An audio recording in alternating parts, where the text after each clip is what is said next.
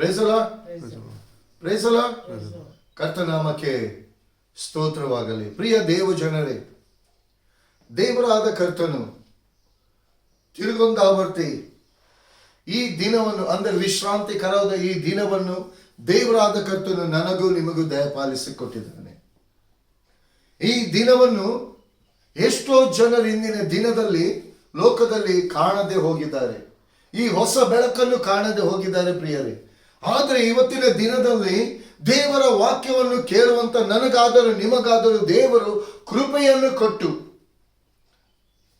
ದೇವರ ವಾಕ್ಯವನ್ನು ನಾನು ನೀನು ಯಾವ ರೀತಿಗೆ ಕೈಕೊಂಡು ನಡಿಬೇಕು, ಯಾವ ರೀತಿ ವಾಕ್ಯವನ್ನು ಗೌರವಿಸಬೇಕು, ಯಾವ ರೀತಿ ದೇವರ ವಾಕ್ಯವನ್ನು ಸನ್ಮಾನಿಸಬೇಕು, ಯಾವ ರೀತಿ ದೇವರಾದ ಕರ್ತನ ವಾಕ್ಯವನ್ನು ಮಹಿಮೆ ಪಡಿಸಬೇಕೆಂಬುದಾಗಿ, ಯಾವ ರೀತಿಗೆ ದೇವರಾತ್ಮನ ಸ್ವರವನ್ನು ನಾನು ನೀವು ಕೇಳಬೇಕೆಂಬುದಾಗಿ ದೇವರಾದ ಕರ್ತನು ಇಂದಿನ ದಿನದಲ್ಲಿ ಈ ದಿನವನ್ನು ನಾನು ನೀವು ನೋಡುವಂತೆಯೂ ದೇವರಾದ ಕರ್ತನು ನನ್ನೊಂದಿಗೆ ನಿಮ್ಮೊಂದಿಗೆ ಮಾತನಾಡುವುದನ್ನು ನಾವು ಇದೇ ತೋದ ಮೂಲಕ ಕೇಳಿ ಅದನ್ನು ಕೈಕೊಂಡು ನಡೆಯುವಂತೆ ಒಂದು ಒಳ್ಳೆಯ ಕೃಪೆಯವಕಾಶವನ್ನು ದೇವರಾದ ಕರ್ತನು ಇಂದಿನ ದಿನದಲ್ಲಿ ನನಗೂ ನಿಮಗೂ ದಯಪಾಲಿಸಿಕೊಟ್ಟಿದ್ದಾನೆ.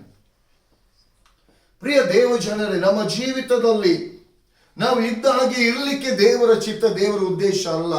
ಲೋಕದ ಜನರ ಮುಂದೆ ನಾವು ಪ್ರಕಾಶಿಸಲಿಕ್ಕೆ, ನಮ್ಮಲ್ಲಿರುವಂತ ಬೆಳಕು ಇತರಿಗೆ ತೋರ್ಪಡಿಸುವುದಕ್ಕೋಸ್ಕರವಾಗಿ ದೇವರಾದ ಕರ್ತನು ನಮ್ಮೊಂದಿಗೆ ಇರುವುದನ್ನು ಲೋಕ ನೋಡಬೇಕೆಂಬುದಾಗಿ, ನನ್ನ ನಿಮ್ಮ ಮೂಲಕ ಲೋಕ ದೇವರಾದ ಕರ್ತನ ಕಡೆಗೆ ಬರಬೇಕೆಂಬುದಾಗಿ ಇವತ್ತು ದೇವರಾದ ಕರ್ತನು ನನ್ನನ್ನು, ನಿನ್ನನ್ನು, ನಿಮ್ಮನ್ನು ಈ ಲೋಕದಲ್ಲಿ ಸ್ಥಾಪಿಸಿ ಇಂದಿನ ದಿನದಲ್ಲಿ ಈ ದಿನವನ್ನು ಕೊಟ್ಟಿದ್ದಾನೆ. ಈ ದಿನವನ್ನು ಘನವಾಗಿ ಉತ್ತಮವಾಗಿ ನೋಡಿ, ಈ ಉತ್ತಮವಾದ ಈ ದಿನವನ್ನು ನಾನು ನೀವು ಅನುಭವಿಸುವಂತೆ, ಸ್ತೋತ್ರದೊಂದಿಗೆ ದೇವರ ಕೊಟ್ಟಿರುವಂತೆ ಈ ದಿನವನ್ನು ನಾವು ಆತನೊಂದಿಗೆ ಇದ್ದುಕೊಂಡು ಕಳೀಲಿಕ್ಕಾಗುವಂತೆ ದೇವರಾದ ಕರ್ತನ ಅನುಗ್ರಹಿಸಿ ಕೊಟ್ಟಿದ್ದಾನೆ. ಇವತ್ತು ನಾವು ಎಷ್ಟಾಗಿ ಪ್ರಿಯ ದೇವ ಜನರೇ, ನಾವು ದೇವರ ವಾಕ್ಯವನ್ನು ನಾವು ಪ್ರೀತಿ ಮಾಡ್ತಾ ಇದ್ದೀವಿ.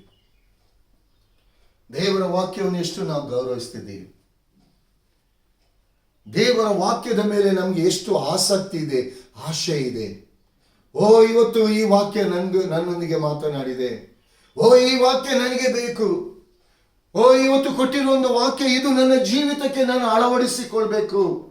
ಓ, ಈ ವಾಕ್ಯ ನನ್ನ ಜೀವಿತಕ್ಕೆ ಇದು ಬೆಳಕಾಗಿದೆ. ನನ್ನ ಎಲ್ಲ ದೋಷ ಫಲವನ್ನು ತೊಳೆದು ಶುದ್ಧೀಕರಿಸ್ತದೆ. ಈ ವಾಕ್ಯ ಕೇಳುವಂತ ಈ ವಾಕ್ಯ ಇದು ಜೀವದಿಂದ ತುಂಬಿದೆ. ಈ ಜೀವ ನನಗೆ ಬೇಕು. ಈ ಜೀವ ನನ್ನಲ್ಲಿ ಉಂಟಾಗಬೇಕು. ಈ ಜೀವದೊಂದಿಗೆ ನಾನು ಕೂಡ ಜೀವಿಸಬೇಕೆಂಬುದಾಗಿ ಪ್ರಿಯ ದೇವ ಜನರೇ, ಯಾರ್ಯಾರು ನೀವು ಇವತ್ತಿನ ದಿನದಲ್ಲಿ ದೇವರಾದ ಕರ್ತನಿಗೆ ನೀವು ಒಪ್ಪಿಸಿಕೊಟ್ಟು ದೇವರ ವಾಗ್ದಾನ, ದೇವರಾತ್ಮನ ನಡೆಸುವಿಕೆ, ಇಂದಿನ ದಿನದಲ್ಲಿ ದೇವರು ಮಾತನಾಡಲಿಕ್ಕಿರುವಂಥದ್ದು ಪ್ರವಾದಿಯನ್ನು ಯಾಕೆ ದೇವರಾದ ಕರ್ತನು ಕಳಿಸಿಕೊಡ್ತಾನೆ? ಈಗ ನಿಮ್ಮ ಜೀವಿತದಲ್ಲಿ ದೇವರಾದ ಕರ್ತನು ಯಾಕೆ ಪ್ರವಾದಿಯನ್ನು ಕಳಿಸಿಕೊಡ್ತಾನೆ? ಪ್ರವಾದಿಯ ಮೂಲಕವಾಗಿ ದೇವರಾದ ಕರ್ತನು ನಿಮ್ಮ ಜೀವಿತದಲ್ಲಿ ಏನನ್ನು ಮಾಡಲಿಕ್ಕೆ ಉದ್ದೇಶಿಸಿದ್ದಾನೆ, ಆತನು ಏನು ಮಾಡಲಿಕ್ಕಿದ್ದಾನೆ ಅದನ್ನು ತಿಳಿಯಪಡಿಸುವುದಕ್ಕಾಗಿ, ಆ ಪ್ರವಾದನೆ ನಿಮ್ಮ ಜೀವಿತದಲ್ಲಿ ನೆರವೇರಬೇಕೆಂಬುದಾಗಿ, ನೆರವೇರುವ ರೀತಿಯಲ್ಲಿ ನಿಮ್ಮ ಜೀವಿತದಲ್ಲಿ ನೀವು ಯಾವ ಪರಿಸ್ಥಿತಿಯಲ್ಲಿ, ಯಾವ ಸ್ಥಿತಿಗತಿಯಲ್ಲಿ ನೀವು ಇದ್ದೀರಿ ಅದರಿಂದ ನಿಮ್ಮನ್ನು ಹೊರಗೆ ತರುವುದಕ್ಕಾಗಿ ಬೇಕಾಗಿ ದೇವರ ಕಾರ್ಯವನ್ನು ನೀವು ನೋಡಬೇಕೆಂಬುದಾಗಿ, ದೇವರ ಕಾರ್ಯದಲ್ಲಿ ನೀವು ನಂಬಿಕೆ ಇಡಬೇಕೆಂಬುದಾಗಿ ಪ್ರವಾದಿಗಳನ್ನು ದೇವರಾದ ಕರ್ತನು ಈ ಲೋಕದಲ್ಲಿ ನಿಮ್ಮ ಒಬ್ಬೊಬ್ಬರ ಜೀವಿತದಲ್ಲಿ ಆತನು ಕಳಿಸಿಕೊಟ್ಟು ಆತನು ಪರಲೋಕದ ಮಾತುಗಳಿಂದ ನಿಮ್ಮ ಜೀವಿತದಲ್ಲಿ ಸ್ಥಾಪಿಸೋನಾಗಿದ್ದಾನೆ. ಅದಕ್ಕೋಸ್ಕರ ಇಂದಿನ ದಿನದಲ್ಲಿ ನಾವು ದೇವರ ವಾಕ್ಯವನ್ನು ನೋಡುವಂತ ವೇಳೆ ಅರಣ್ಯಕಾಂಡ 12ನೇ ಸಂಧಿ 6ರಿಂದ 10 ವಚನದವರೆಗೂ ನಾವು ಧ್ಯಾನ ಮಾಡುವ.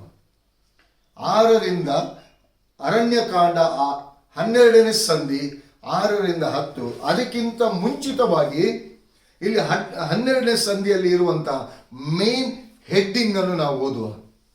ಯೆಹೋವನು ಮಿರ್ಯಾಮಳಿಗೆ ತೊನ್ನನ್ನು ಉಂಟು ಮಾಡಿ ಮೋಶೆಯು ಪ್ರವಾದಿಗಳಿಗಿಂತಲೂ ಹೆಚ್ಚಿನವನೆಂದು ದೃಢವಾಗಿ ತೋರ್ಪಡಿಸಿದ್ದು. ನನ್ನ ಮಾತನ್ನು ಕೇಳಿರಿ, ನಿಮ್ಮಲ್ಲಿ ಪ್ರವಾದಿ ಇದ್ದರೆ ನಾನು ಅವನಿಗೆ ಜ್ಞಾನ ದೃಷ್ಟಿ ಕಾಣಿಸಿಕೊಳ್ಳುವೆನು, ಇಲ್ಲವೇ ಸ್ವಪ್ನದಲ್ಲಿ ಅವನ ಸಂಗಡ ಮಾತನಾಡುವೆನು. ನನ್ನ ಸೇವಕನಾದ ಮೋಶೆ ಅಂತವನಲ್ಲ, ಅವನು ನನ್ನ ಮನೆಯಲ್ಲೆಲ್ಲ ನಂಬಿಗಸ್ತನು. ಅವನ ಸಂಗಡ ನಾನು ಗೂಢವಾಗಿ ಅಲ್ಲ, ಪ್ರತ್ಯಕ್ಷದಲ್ಲಿ ಸ್ಪಷ್ಟವಾಗಿಯೇ ಮಾತಾಡುವೆನು. ಅವನು ಯೆಹೋವನ ಸ್ವರೂಪವನ್ನು. ಹೀಗಿರಲು ನೀವು ನನ್ನ ಸೇವಕನಾದ ಮೋಶೆಗೆ ವಿರೋಧವಾಗಿ ಮಾತಾಡುವುದಕ್ಕೆ ಭಯಪಡಬೇಕಾಗಿತ್ತು ಎಂದು ಹೇಳಿ ಕೋಪಗೊಂಡು ಹೋದನು. Praise the lord. Praise the lord. 10ನೇ ವಚನ. ಆ ಮೇಘವು ದೇವದರ್ಶನದ ಗುಡಾರದ ಬಳಿಯಿಂದ ಹೋದಾಗ, ಆಹಾ, ಮಿರ್ಯಾಮಳಿಗೆ ತೊನ್ನು ಹತ್ತಿದ್ದರಿಂದ ಆಕೆಯ ಚರ್ಮ ಹಿಮದಂತೆ ಬೆಳ್ಳಗಾಗಿ ಹೋಗಿತ್ತು. ಆರೋನನು ಆಕೆಯನ್ನು ನೋಡಲಾಗಿ ಆಕೆಗೆ ತೊನ್ನು ಪ್ರಾಪ್ತವಾಯಿತೆಂದು ತಿಳ್ಕೊಂಡನು. Hallelujah, hallelujah, praise the lord. ಇಲ್ಲಿ ಪ್ರಿಯ ದೇವ ಜನರೇ, ಇಲ್ಲಿ ದೇವರಾದ ಕರ್ತನು ಪ್ರವಾದಿಯನ್ನು ಯಾವಾಗ ಆರಿಸಿಕೊಳ್ತಾನೆ? ಇಲ್ಲಿ ದೇವರಾದ ಕರ್ತನು ಪ್ರವಾದಿಯನ್ನು ತಾಯಿಯ ಗರ್ಭದಲ್ಲೇ ಆತನು ಆರಿಸಿಕೊಳ್ಳುವನಾಗಿದ್ದಾನೆ. ಇಲ್ಲಿ ಮೋಶೆ ವಿಚಾರದಲ್ಲಿ ಇಲ್ಲಿ ಮೋಶೆ ಆರೋನನು ಮತ್ತು ಮಿರ್ಯಾಮಳು ಮೋಶೆಗೆ ವಿರೋಧವಾಗಿ ಮಾತನಾಡ್ತಾರೆ. ಅಂದ್ರೆ ದೇವರು ನಿನ್ನ ಮೂಲಕ ಮಾತ್ರವೇ ಕಾರ್ಯ ಮಾಡುದ? ನಮ್ಮೊಂದಿಗೆ ದೇವರ ಆತ್ಮನಿಲ್ಲೋ?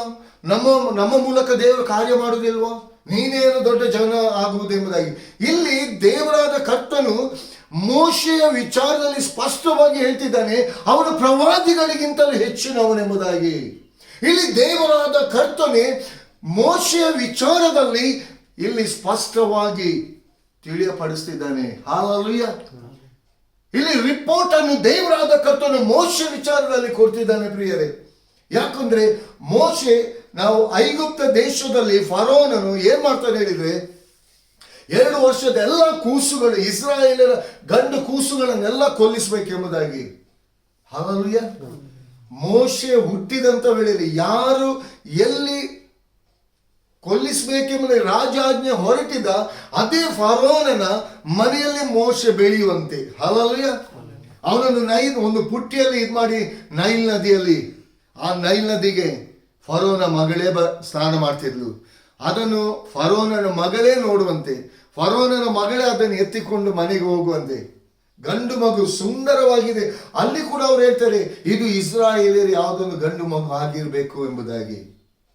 ಆದ್ರೂ ಕೂಡ ನಂತರ ಅದನ್ನು ಪೋಷಿಸಲಿಕ್ಕೆ ಮೋಶೆ ತಾಯನ್ನೇ ಅಲ್ಲಿ ಬರಮಾಡುವಂತೆ. ಹಾಗಾಗಿ ನೋಡಿ, ದೇವರ ಆಲೋಚನೆ, ದೇವರ ಚಿತ್ತ, ದೇವರ ಉದ್ದೇಶ ಯಾವ ರೀತಿಯಲ್ಲಿ ಒಬ್ಬ ಪ್ರವಾದಿಯನ್ನು ದೇವರಾದ ಕರ್ತನು ವಾಗ್ದಾನದ ಮೂಲಕ ಆರಿಸಿಕೊಂಡು ಆ ವಾಗ್ದಾನವನ್ನು ಅವನ ಮೂಲಕ ನೆರವೇರಿಸಬೇಕಾದ್ರೆ ದೇವರ ಹಸ್ತ ಅವನೊಂದಿಗಿದ್ದುಕೊಂಡು ಯಾವ ರೀತಿ ನಡೆಸ್ತದೆ.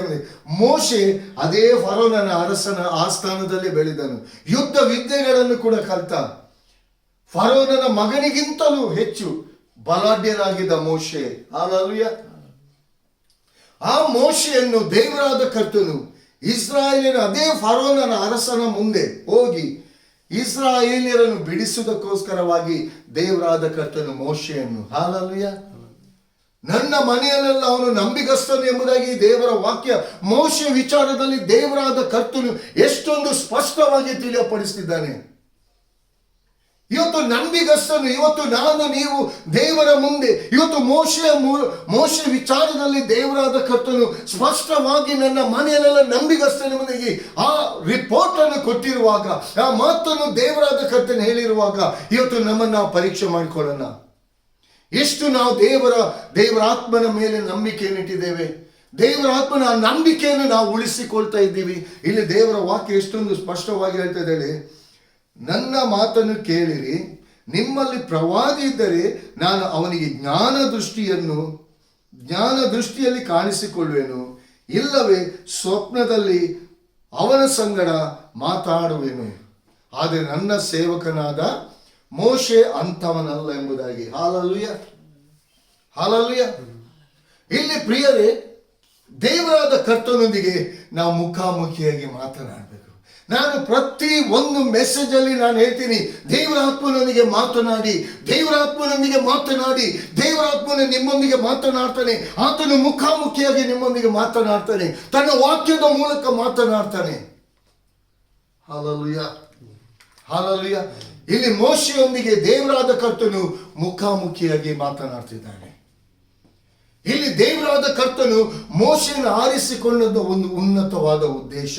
ಇಸ್ರಾಯೇಲ್ಯರ ಮಧ್ಯದಲ್ಲಿ ಒಬ್ಬ ನಾಯಕನಾಗಿ, ಪ್ರವಾದಿಗಿಂತಲೂ ಹೆಚ್ಚಿನ, ಅಂದರೆ ಆ ಗುಡಾರಕ್ಕೆ ಹೋಗುವಾಗ ಆ ಗುಡಾರ ಮೇಘದಿಂದ, ಆ ಮೋಡದಿಂದ ಕವಿತದಂತೆ ಮೋಶೆ ದೇವರ ಆತ್ಮನೊಂದಿಗೆ ಮುಖಾಮುಖಿ ಮಾತನಾಡ್ತಿದ್ದ. ಮೋಶೆಯೊಂದಿಗೂ ಕೂಡ ದೇವರ ಆತ್ಮನು ಮಾತನಾಡ್ತಿದ್ದ. ಇಸ್ರಾಯೇಲ್ಯರನ್ನು ಯಾವ ರೀತಿ ನಡೆಸಬೇಕು, ಎಚ್ಚರಿಸಬೇಕು, ಅವರು ಗದರಿಸಿ ಅವರನ್ನು ಕ್ರಮವಾಗಿ ಯಾವ ರೀತಿಗೆ ನಡೆಸಬೇಕೆಂಬುದಾಗಿ ದೇವರಾದ ಕರ್ತನು ಮೋಶೆಯೊಂದಿಗೆ ಹಾಲೆಲೂಯ. ಇವತ್ತು ಆ ಭಾಗ್ಯ ನಮಗೂ ಕೂಡ ದೇವರು ಕೊಟ್ಟಿದ್ದಾನ್ರಿ. ಇವತ್ತು ನಾವು ಮುಖಾಮುಖಿಯಾಗಿ ನಾವು ಮಾತನಾಡ್ತಿದ್ದೇವೆ. ಇವತ್ತು ಎಷ್ಟು ಅಲಕ್ಷ್ಯತನದಿಂದ ನಾವು ನಮ್ಮ ಒಂದೊಂದು ದಿನವನ್ನು ನಾವು ಕಳೀತಾ ಇದ್ದೀವಿ. ದೇವರು ಕೊಟ್ಟಿರುವಂತಹ ಅವಕಾಶವನ್ನು ಎಷ್ಟು ಪ್ರಯೋಜನ ಇಲ್ಲದ ರೀತಿಯಲ್ಲಿ ನಾವು ಅದನ್ನು ಕಳೀತಿದ್ದೆ. ಇಲ್ಲಿ ದೇವರಾದ ಕರ್ತನು, ಪ್ರಿಯ ದೇವ ಜನರೇ, ಇಲ್ಲಿ ದೇವರಾದ ಕರ್ತನು ಒಂದು ಪ್ರವಾದಿಯನ್ನು ಕಳಿಸುವಂಥದ್ದು ಒಂದು ನಿಮ್ಮ ಜೀವಿತದಲ್ಲಿ ಒಂದು ಉನ್ನತವಾದ ಉದ್ದೇಶ ಇರ್ತದೆ. ಸೈತಾನನು ನಿಮ್ಮ ಜೀವಿತದಲ್ಲಿ ಅನೇಕ ವಿಷಯಗಳಲ್ಲಿ ನಿಮ್ಮ ಜೀವಿತವನ್ನು ನಾಶ ಮಾಡಬೇಕೆಂಬುದಾಗಿ, ಅನೇಕ ಪರಿಸ್ಥಿತಿಗಳ ಮಧ್ಯದಲ್ಲಿ ನೀವು ಹೋಗ್ತಿರುವಂತವಳಿ, ಅಯ್ಯೋ ದೇವರು ಇದು ನಮಗೆ ಬಿಡುಗಡೆ ಕೊಡುವರು ಯಾರು? ಈ ಪರಿಸ್ಥಿತಿಯಲ್ಲಿ ನಾನು ಒದ್ದಾಡ್ತಿದ್ದೀನಿ, ಈ ಕಷ್ಟದಲ್ಲಿ ನರಳಾಡ್ತಿದ್ದೀನಿ, ಈ ರೋಗದಲ್ಲಿ ನಾನು ನರಳಾಡ್ತಿದ್ದೀನಿ, ಎಲ್ಲ ವೈದ್ಯರ ಬಳಿಗೆ ಹೋದೆ, ಇದನ್ನ ಬಿಡುಗಡೆ ಆಗ್ತಾ ಇಲ್ಲ, ಹಣವೇ ಖರ್ಚಾಗ್ತಾ ಉಂಟು ಹೊರತು ನನ್ನ ದೇಹದಲ್ಲಿ ಆರೋಗ್ಯ ಸಿಗ್ತಾ ಇಲ್ಲ. ಅದಕ್ಕೋಸ್ಕರ ದೇವರಾದ ಕರ್ತನು ಇನ್ನು ಅನೇಕರ ಜೀವಿತವನ್ನು ರೂಪಿಸುವುದಕ್ಕೋಸ್ಕರ ಒಬ್ಬರಾಗಿ ಇರುವಂತ ಸಂಸಾರಿಕನಾಗಿ ಮಾಡುವುದಕ್ಕಾಗಿ ದೇವರಾದ ಕರ್ತನು ಏನ್ ಮಾಡ್ತಾನೆ? ಅದಕ್ಕೋಸ್ಕರ ಪ್ರವಾದಿಯನ್ನು ನಿಮ್ಮ ಬಳಿಗೆ ಕಳಿಸ್ತಿದ್ದಾನೆ. ಇನ್ನು ಅನೇಕ ಜನರು ಪ್ರವಾದಿಯ ಮೂಲಕವಾಗಿ ಆ ಪ್ರವಾದನೆಯನ್ನು ಹೊಂದಿಕೊಂಡು, ದೇವರ ಆಶೀರ್ವಾದವನ್ನು ಹೊಂದಿಕೊಂಡು ಆ ಪ್ರವಾದಿಗೆ ವಿರೋಧವಾಗಿ ಮಾತನಾಡುವವರಾಗಿದ್ದಾರೆ. ಪ್ರಿಯ ದೇವ ಜನರೇ, ಒಬ್ಬ ಪ್ರವಾದಿಯನ್ನು ದೇವರು ನಿಮ್ಮ ಬಳಿಗೆ ಕಳಿಸಿದ್ದಾನೆಂಬುದಾಗಿ ಹೇಳುವುದಾದರೆ, ನಿಮ್ಮ ಮನೆಗೆ ಕಳಿಸಿದ್ದಾನೆಂಬುದಾಗಿ ಹೇಳುವುದಾದರೆ, ನಿಮ್ಮ ಜೀವಿತದಲ್ಲಿ ದೇವರಾದ ಕರ್ತನು ಪ್ರವಾದನೆಯನ್ನು ನುಡಿದಿದ್ದಾನೆಂಬುದಾಗಿ ಹೇಳುವುದಾದರೆ, ನಿಮ್ಮ ಮೇಲೆ ಪ್ರೀತಿಯನ್ನಿಟ್ಟು ನಿಮ್ಮ ಪರಿಸ್ಥಿತಿಯನ್ನು, ನೀವು ಕಷ್ಟಪಡುವುದನ್ನು, ನೀವು ನೊಂದುಕೊಳ್ಳುವುದನ್ನು, ನೀವು ಅವಮಾನದಿಂದ ಬಳಲಿ ಹೋಗುವುದನ್ನು, ನೀವು ರೋಗದಿಂದ ಕುಗ್ಗಿ ಹೋಗಿರುವುದನ್ನು ದೇವರಾದ ಕರ್ತನು ನೋಡಿ ಅದರಿಂದ ನಿಮಗೆ ಬಿಡುಗಡೆ ಗೊಳಿಸುವುದಕ್ಕೋಸ್ಕರ ತನ್ನ ಆತ್ಮನ ಮೂಲಕ ನಿಮ್ಮೊಂದಿಗೆ ಇದ್ದುಕೊಂಡು ತಾನು ನಡೆಸುವುದನ್ನು ನೀವು ನೋಡಬೇಕೆಂಬುದಾಗಿ, ನಿಮ್ಮ ಜೀವಿತದಲ್ಲಿ ಕತ್ತಲೆಯಾದಂಥ ಜೀವಿತಕ್ಕೆ ಬೆಳಕನ್ನು ಕೊಡಲಿಕ್ಕೆ ಬೇಕಾಗಿ ಪ್ರವಾದಿಗಳನ್ನು ದೇವರು ನಿಮ್ಮ ಮನೆಗೆ, ನಿಮ್ಮ ಬಳಿಗೆ ಕಳಿಸ್ತಾನೆ. ಆದರೆ ಆ ಪ್ರವಾದಿಯ ಮಾತನ್ನು, ಆ ಪ್ರವಾದಿ ತನ್ನ ಆಲೋಚನೆ ಮೂಲಕ ಮಾತನಾಡಿ, ಇಲ್ಲಿ ದೇವರ ವಾಕ್ಯ ಹೇಳ್ತದೆ, ತನ್ನ ವಾಕ್ಯದ ಮೂಲಕ ದೇವರು ಮಾತನಾಡ್ತಾನೆ, ಸ್ವಪ್ನದ ಮೂಲಕ ಕೂಡ ದೇವರು ಮಾತನಾಡ್ತಾನೆ. ಯಾಕಂದ್ರೆ ನಿಮ್ಮ ಜೀವಿತದಲ್ಲಿ ಮುಂದೆ ಯಾವ ರೀತಿಗೆ ದೇವರಾದ ಕರ್ತನು ಆ ಶುಭವನ್ನು, ಆಶೀರ್ವಾದವನ್ನು ಕೊಟ್ಟು ನಡೆಸಲಿಕ್ಕಿದ್ದಾನೆ. ಸೈತಾನದ ತಂದು ಹಾಕಿದಂಥ ತಡೆಗಳನ್ನು, ಗೋಡೆಗಳನ್ನು ಮುರಿದಾಕಿ ನಿಮ್ಮ ಜೀವಿತದಲ್ಲಿ ಜಯಭರಿತವಾದ ಜೀವಿತವನ್ನು ನೀವು ಜೀವಿಸುವುದಕ್ಕೋಸ್ಕರ ಪ್ರವಾದಿಯನ್ನು ನಿಮ್ಮ ಮನೆ ಬಾಗಿಲಿಗೆ, ನಿಮ್ಮ ಬಳಿಗೆ ಕಳಿಸ್ತಾನೆ. ಆದರೆ ಒಂದು ಸ್ಪಷ್ಟವಾಗಿ ಅರ್ಥ ಮಾಡ್ಕೊಳ್ಳಿ, ಪ್ರವಾದಿಯ ಮೂಲಕವಾಗಿ ತಿಳಿಯಪಡಿಸಿದಂಥ ಮಾತುಗಳು, ವಾಗ್ದಾನಗಳು ನಿಮ್ಮ ಜೀವಿತದಲ್ಲಿ ಅದು ನೆರವೇರಿದ ನಂತರ, ನೀವೆಲ್ಲ ಆಶೀರ್ವಾದ ಹೊಂದಿದ ನಂತರ ಆ ಪ್ರವಾದಿಯ ವಿಷಯದಲ್ಲಿ ಅವಮಾನ ಮಾಡುವುದಾದರೆ, ವಿರೋಧವಾಗಿ ನೀವು ಮಾತನಾಡುವುದಾದರೆ, ಆ ಪ್ರವಾದಿಗೆ ನೀವು ಮಾತನಾಡಿದಲ್ಲ, ಪ್ರವಾದಿಯ ಮೂಲಕ ನಡೆಸಿದಂಥ ದೇವರಾದ ಕರ್ತನನ್ನು, ಆ ಕರ್ತನಿಗೆ ನೀವು ವಿರೋಧವಾಗಿ ಹೋದಂತಾಗ್ತದೆ. ಪ್ರಿಯ ದೇವ ಜನರೇ, ನಿಮ್ಮ ಜೀವಿತದಲ್ಲಿ ಉನ್ನತವಾದ ಬದಲಾವಣೆಯನ್ನು ಉಂಟು ಮಾಡುವುದಕ್ಕಾಗಿ, ನೀವು ಕಾಣದೆ ಇರುವಂತ ಆಶೀರ್ವಾದವನ್ನು ಕಾಣುವಂತೆಯೂ ಹೊಂದಿಕೊಳ್ಳುವಂತೆ ಸೈತಾನನು ನಿಮ್ಮ ಜೀವಿತ ಕಟ್ಟಲ್ಪಟ್ಟಂತ ಆ ಬಂಧನದಿಂದ ನಿಮ್ಮನ್ನು ಬಿಡುಗಡೆಗೊಳಿಸುವುದಕ್ಕೋಸ್ಕರ ಆ ಸತ್ಯವನ್ನು ನೀವು ತಿಳಿಯುವುದಕ್ಕೋಸ್ಕರವಾಗಿ ಪ್ರವಾದಿಯನ್ನು ದೇವರು ನಿಮ್ಮ ಬಳಿಗೆ ಕಳಿಸ್ತಿದ್ದಾನೆ. ಎಷ್ಟು ನೀವು ಪ್ರವಾದಿಯನ್ನು ನೀವು ಗೌರವಿಸ್ತಿದ್ದೀರಿ? ಯಾವ ರೀತಿಯಾಗಿ ಪ್ರವಾದಿಯನ್ನು ನೀವು ಪ್ರೀತಿ ಮಾಡ್ತಾ ಇದ್ದೀರಿ? ಎಲ್ಲ ಆಶೀರ್ವಾದ ಹೊಂದಿಕೊಂಡ ನಂತರ ಆಶೀರ್ವಾದ ಎಲ್ಲ ಬರುವಾಗ ಹೊಗಳಿಕೆ, ಎಲ್ಲ ಆಶೀರ್ವಾದ ಬಂದ ನಂತರ ಹಿಂದಿನಿಂದ ದೂರುವಂಥದ್ದು, ವಿರೋಧವಾಗಿ ಮಾತನಾಡುವಂಥದ್ದು. ಪ್ರಿಯ ದೇವ ಜನರೇ, ಪ್ರವಾದಿ ನಿಮಗೋಸ್ಕರ ದೇವರ ಮಾತನ್ನು ನಿಮ್ಮ ಜೀವಿತದಲ್ಲಿ ತರುವವನಾಗಿದ್ದಾನೆ. ನಿಮ್ಮ ಜೀವಿತದಲ್ಲಿ ಅದನ್ನು ತಿಳಿಯಪಡಿಸುವವನಾಗಿದ್ದಾನೆ. ಆ ಪ್ರವಾದಿಗೆ ವಿರೋಧವಾಗಿ ನೀವು ಬಾಯಿ ತೆರೆಯುವುದಾದರೆ ಪ್ರವಾದಿಯ ಮೂಲಕ ಬಂದಂಥ ಆಶೀರ್ವಾದ ನೀವು ಹೊಂದಿಕೊಳ್ತೀರಾ. ಆದರೆ ಮುಂದೆ ಅದಕ್ಕಿಂತ ಕಠಿಣವಾದಂಥ ಪರಿಸ್ಥಿತಿಗಳು ನಿಮ್ಮನ್ನು ಎದುರುಗೊಳ್ತದೆ. ಆ ಸಮಯದಲ್ಲಿ ದೇವರಾದ ಕರ್ತನು ಕೂಡ ಮೌನವಾಗಿರ್ತಾನೆ.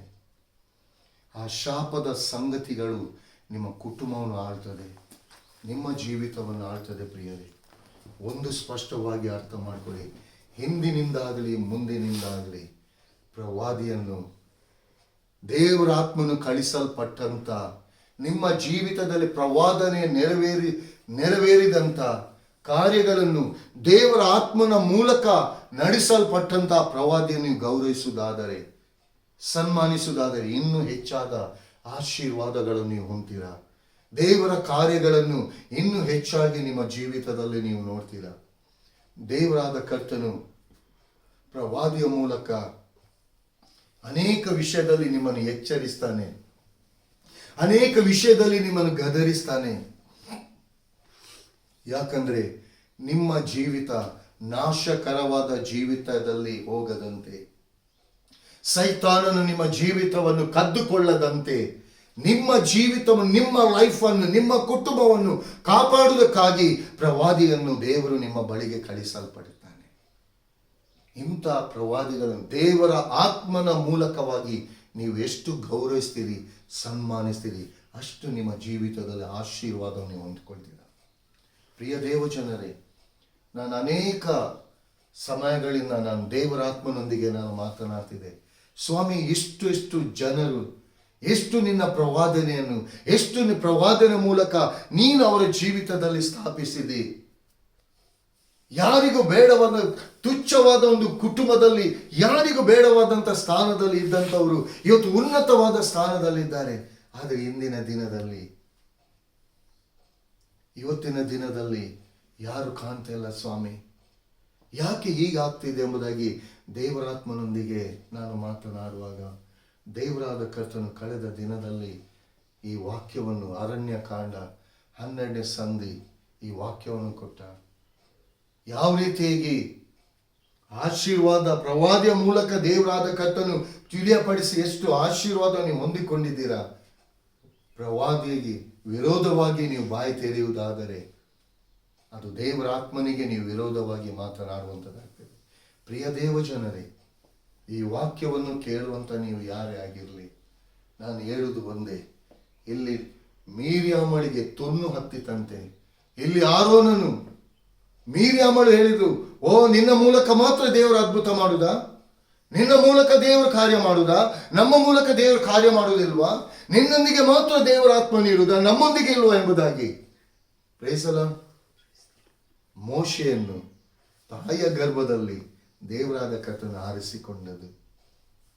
ತಾಯಿಯ ಗರ್ಭದಲ್ಲಿ ಪ್ರವಾದಿಯನ್ನು ಆರಿಸಿಕೊಂಡಿರುವಾಗ ಆ ಪ್ರವಾದಿಯನ್ನು ಗೌರವಿಸಬೇಕಾದದ್ದು ಅದು ನಿಮ್ಮ ಕರ್ತವ್ಯ. Hallelujah, hallelujah. ಇಲ್ಲಿ ದೇವರಾದ ಕರ್ತನು ಮೋಶೆ ವಿಷಯದಲ್ಲಿ ಹೇಳ್ತಾನೆ, ನನ್ನ ಮನೆಯಲ್ಲೆಲ್ಲ ನಂಬಿಗಸ್ತನೆ. ಹಾಲೆಲೂಯ. ಸಾತ್ವಿಕನು ಎಂಬುದಾಗಿ ಕೂಡ ದೇವರ ವಾಕ್ಯ ಇದೆ. ಮೋಶೆ ಸಾತ್ವಿಕನು ಎಂಬುದಾಗಿ. ಸಾತ್ವಿಕ ಅಂದರೆ ಒಳ್ಳೆ ಗುಣ ಇರುವವನು, ತಗ್ಗಿದ ಹೃದಯ ಇರುವವನು, ವಿಧೇಯತ್ವದ ಹೃದಯ ಉಳ್ಳವನು, ದೇವರಾದ ಕರ್ತನಿಗೆ ಪರಿಪೂರ್ಣವಾಗಿ ದೇವರ ಆತ್ಮನ ಸ್ವರವನ್ನು ಕೇಳಿ ಅದಕ್ಕನುಸಾರವಾಗಿ ನಡೆಯುವವನು ಸಾತ್ವಿಕನು. ಈ ಗುಣಲಕ್ಷಣಗಳನ್ನು ದೇವರ ಆತ್ಮನು ಮೋಶೆಯಲ್ಲಿ ನೋಡಿದ್ದಾನೆ. ಹಾಲೆಲೂಯ. ಮೋಶೆ ಎಷ್ಟು ಧನ್ಯನು. Hallelujah, hallelujah. ಮೋಶೆಯನ್ನು ದೇವರಾತ್ಮನು ಆ ಸೀನಾಯಿ ಬೆಟ್ಟದಲ್ಲಿ ಆತನೇ. Hallelujah. Praise the lord, praise the lord. Hallelujah.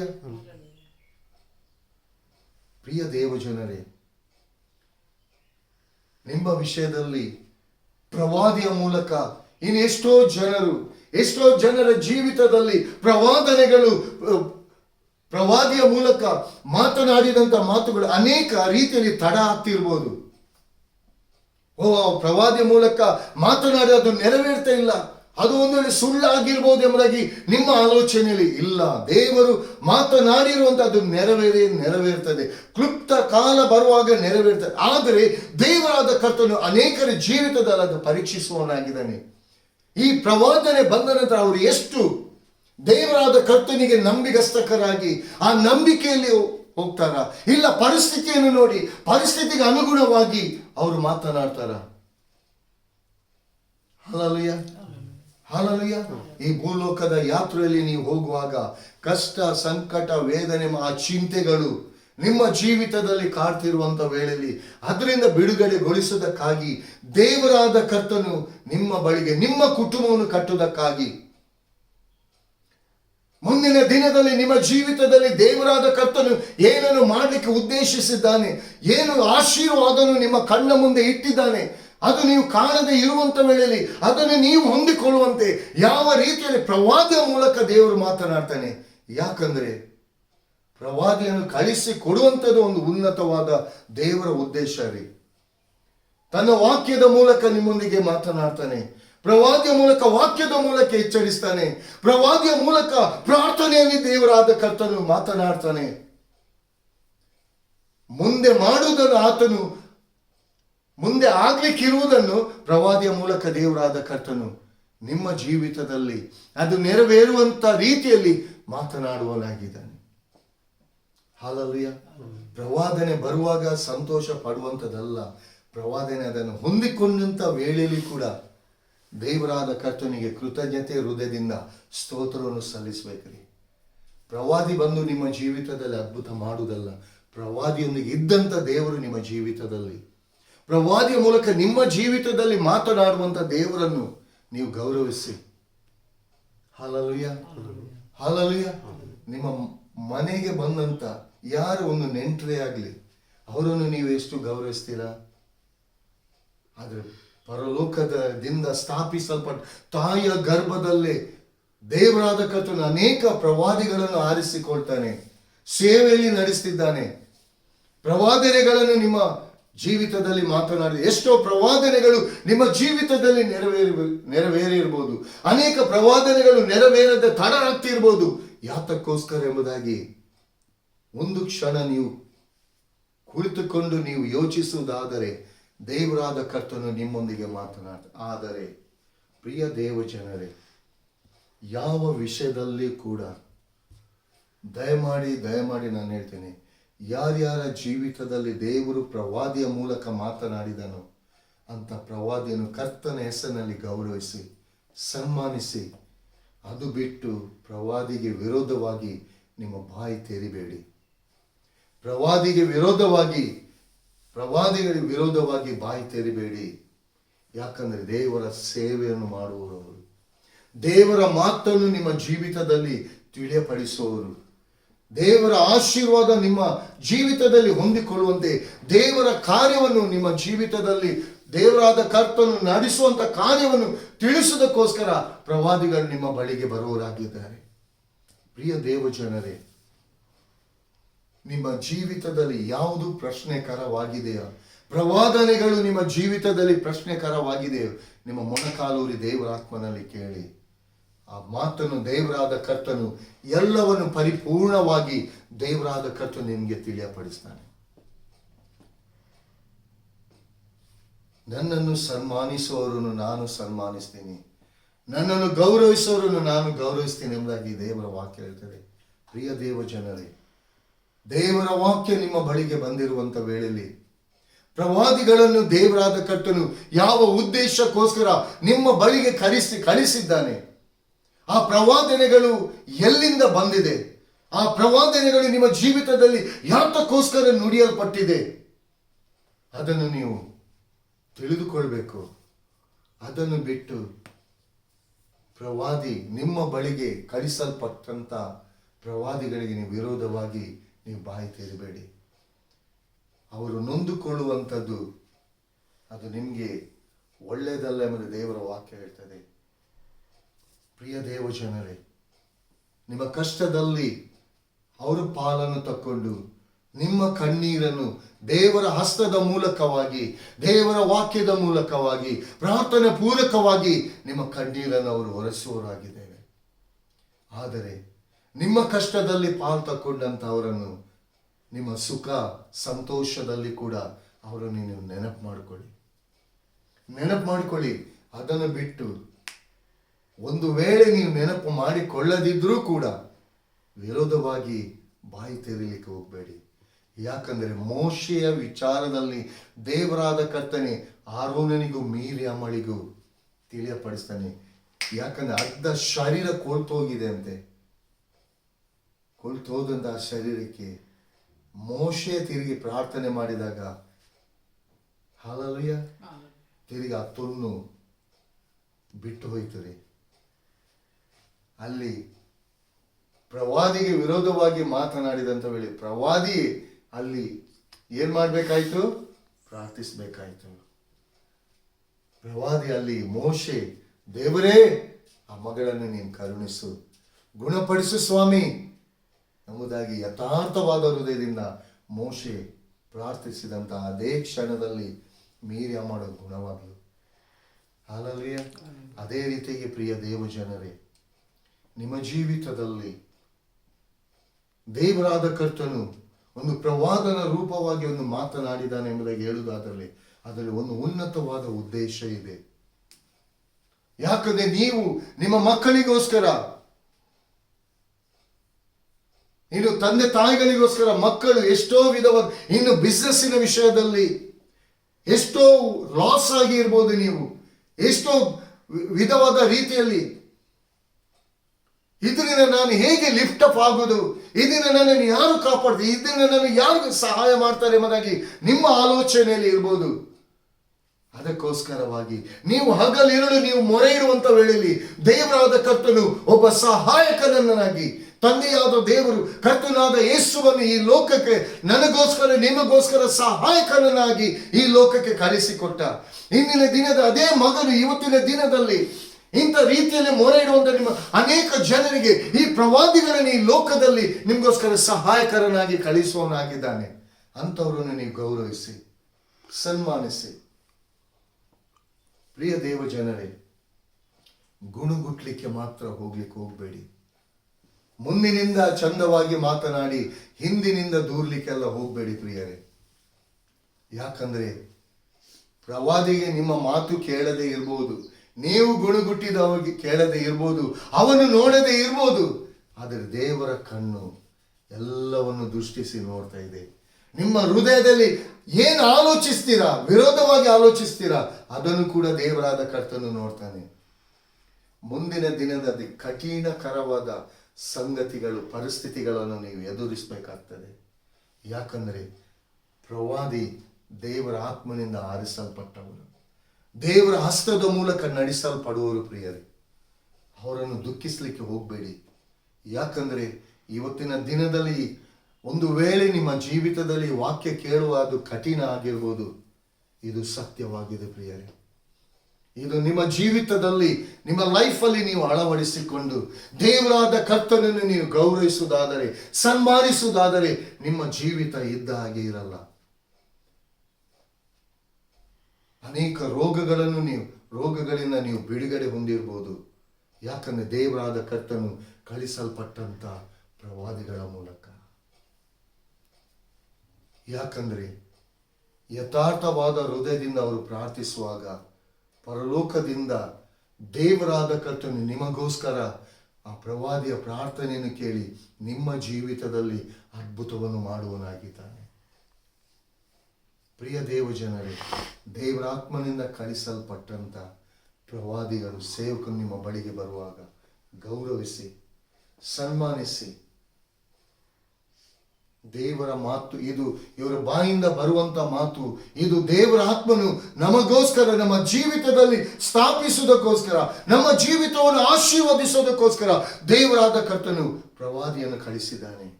Hallelujah, hallelujah, praise the lord. ಕರ್ತನಾಮಕ್ಕೆ ಸ್ತೋತ್ರವಾಗಲಿ. ಪ್ರಿಯರೇ, ಯಾವಾಗ ದೇವರ ಸೇವಕರು, ದೇವರ ಪ್ರವಾದಿ ಎಂಬುದಾಗಿ ನೀವು ನಿಮ್ಮ ಮನೆಗೆ ಗೌರವದಿಂದ ನೀವು ರಿಸೀವ್ ಮಾಡ್ತೀರಾ, ಏನು ಪ್ರವಾದಿಗಳು ನಿಮ್ಮ ಜೀವಿತದಲ್ಲಿ ನೀವು ಸನ್ಮಾನಿಸ್ತೀರಾ, ಅದಕ್ಕೆ 10ರಷ್ಟು ನಿಮ್ಮ ಜೀವಿತದಲ್ಲಿ ಅದ್ಭುತಗಳನ್ನು ನೀವು ಹೊಂದಿಕೊಳ್ತೀರಾ. ಅಲಕ್ಷ್ಯತನ ಮಾಡಬೇಡಿ, ಆಲಸ್ಯ ಮಾಡಬೇಡಿ. ಯಾಕಂದ್ರೆ ನಿಮಗೋಸ್ಕರ ಅವರು ಹಗಲು ರಾತ್ರಿ ಮೊರೆ ಇಡುವವರಾಗಿದ್ದಾರೆ. ನಿಮ್ಮ ಕಷ್ಟದಲ್ಲಿ ಅವರು ಪಾಲು ತಗೊಳ್ಳುವಂಥವರಾಗಿದ್ದಾರೆ. ನಿಮಗೋಸ್ಕರ ಅವರು ಮೊರೆ ಇಡುವವರಾಗಿದ್ದಾರೆ. ದೇವರ ಆತ್ಮನೊಂದಿಗೆ ಮಾತನಾಡುವವರಾಗಿದ್ದಾರೆ. ದೇವರ ಆತ್ಮನಿಂದ ಬಂದಂತ ಉತ್ತರವನ್ನು ನಿಮಗೆ ತಿಳಿಯಪಡಿಸುವವರಾಗಿರುತ್ತಾರೆ. ಪ್ರಿಯರೇ, ಅದಕ್ಕೋಸ್ಕರ ನಿಮ್ಮ ಮನೆ, ನಿಮ್ಮ ಕುಟುಂಬ ಆಶೀರ್ವದಿಸಲ್ಪಡಬೇಕಾದರೆ ಗೌರವಿಸಿ, ದೇವರ ಮಾತನ್ನು ಕೇಳಿ, ದೇವರ ಮಾತಿಗೆ ವಿಧೇಯರಾಗಿ. ನಿಮ್ಮ ಜೀವಿತ ಇದ್ದ ಹಾಗೆ ಇರಲ್ಲ. ಅದ್ಭುತದ ಮೇಲೆ ಅದ್ಭುತಗಳನ್ನು ನೀವು ನೋಡ್ತೀರಾ. ದೇವರ ಆಶೀರ್ವಾದ ನೀರಿನ ಹೊಳೆಯಾದ ರೀತಿಯಲ್ಲಿ ನಿಮ್ಮ ಜೀವಿತವನ್ನು ಹಿಂಬಾಲಿಸಿ ಬರ್ತದೆ. ಪ್ರಿಯ ದೇವ ಜನರೇ, ಇಲ್ಲಿ ಮೋಶೆಯ ಮೂಲಕವಾಗಿ ದೇವರಾದ ಕರ್ತನು ಈ ವಾಕ್ಯವನ್ನು ಇವತ್ತು ನಿಮಗೆ ತಿಳಿಯಪಡಿಸಲಿಕ್ಕೆ ಹೇಳಿದ್ದರಿಂದ ನಾನು ಈ ವಾಕ್ಯವನ್ನು ತಗೊಂಡು ಈ ವಾಕ್ಯವನ್ನು ನಾನು ನಿಮಗೆ ತಿಳಿಯಪಡಿಸ್ತಿದ್ದೇನೆ. ದೇವರಾದ ಕರ್ತನು ನನಗೆ ಏನು ಹೇಳ್ತಾನ, ನನ್ನ ದೇವರಾದ ಕರ್ತನಿಗೆ ನಾನು ಒಬ್ಬೆ ಆಗ್ತೇನೆ. ಯಾರು ಕೇಳ್ತಾರ ಬಿಡ್ತಾರ ಅದು ನನಗೆ ಗೊತ್ತಿಲ್ಲ. ಯಾರು ಕೈಕೊಂಡು ವಿಧೇಯರಾಗಿ ನಡೀತಾರ ಅದು ನನಗೆ ಗೊತ್ತಿಲ್ಲ. ಆದರೆ ದೇವರಾದ ಕರ್ತನು ತಿಳಿಯಪಡಿಸೋದಕ್ಕೋಸ್ಕರ ತಿಳಿಯಪಡಿಸಿದನ್ನು ನಾನು ಅದನ್ನು ಹೇಳುವಂಥದ್ದು ನನ್ನ ಕರ್ತವ್ಯ. ನಾನು ಹೇಳುವಂಥದ್ದು, ನಾನು ತಿಳಿಯಪಡಿಸುವಂಥದ್ದು ಅದು ನನ್ನ ಕೆಲಸ, ನನ್ನ ಜವಾಬ್ದಾರಿ. ಯಾಕೆ ನನ್ನ ದೇವರಾದ ಕರ್ತನಿಗೆ, ನನ್ನನ್ನು ಈ ಲೋಕದಲ್ಲಿ ಪ್ರವಾದಿಯನ್ನಾಗಿ ನೇಮಿಸಿದಂತ ಕರ್ತನಿಗೆ ನಾನು ನಂಬಿಗಸ್ತಕನಾಗಿರಬೇಕು. ಬಲ ನಂಬಿಗಸ್ತಾಳು ಧನಿಯ ಸೌಭಾಗ್ಯದಲ್ಲಿ ಸೇರು, ಆ ಪರಲೋಕ ರಾಜ್ಯದಲ್ಲಿ ನನಗೆ ಬಹುಮಾನ ಇಡಲ್ಪಟ್ಟಿದೆ. ಅದನ್ನು ನಾನು ಹೊಂದಿಕೊಳ್ಬೇಕು. ಅದನ್ನು ಹೊಂದಿಕೊಳ್ಳೋದಕ್ಕೆ ಇನ್ನು ನೀವೇನು ನೆನೆಸ್ತೀರಿ, ಅದನ್ನು ಕೇಳ್ತೀರಾ ಬಿಡ್ತೀರಾ ಎಂಬುದಾಗಿ ನಾನು ನಿಮಗೆ ಭಯಪಟ್ಟು ಅದನ್ನೇ ಹೇಳದೆ ಹೋಗುವುದಾದರೆ ನಾಳೆ ದೇವರಾದ ಕರ್ತನು ಯಥಾಸ್ಥಿತಿಯಲ್ಲಿ ದೇವರ ಮುಂದೆ ನಾನು ನಿಲ್ಲಿಕ್ಕಿದೆ.